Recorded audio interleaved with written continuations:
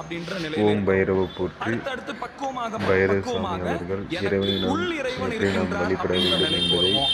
அப்புறம் தான் முடிவு கூறுகிறார். இந்த காணொளியை எங்கும் நாம் இருக்கிறான்ற காணலாம். நிலைக்கு ஓம் போக பைரவ முடியும். இது போற்றி. படிநிலை ஓம் தானே, பைரவ இது போற்றி. ஓம் படிநிலை. பைரவ அப்போ போற்றி. எனக்கு முன்பு இறைவன் இருக்கின்றார் நாம் இங்க உட்கார்ந்து இருக்கிற வழிபாட்டுல அப்படின்னு சொல்லும் போது அவருக்கு பூசை நடக்கும்போது நாம் எழுந்து போக மாட்டோம். அவருக்கு அபிஷேகம் நடக்கும்போது தீபாராதனை பார்க்காம போகக்கூடாது. அவருக்கு அர்ச்சனை முடியாமல் நம்ம போகக்கூடாது. கடைசியாக வாழ்த்து சொல்லுவாங்க.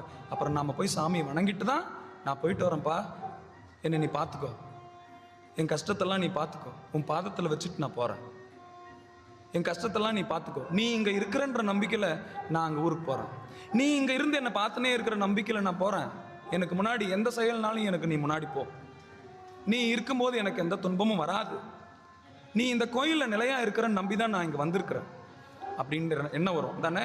அப்போ அப்படி சொல்லாமல் நாம் பாதியிலிருந்து வழிபாட்டில் போகிறோம்.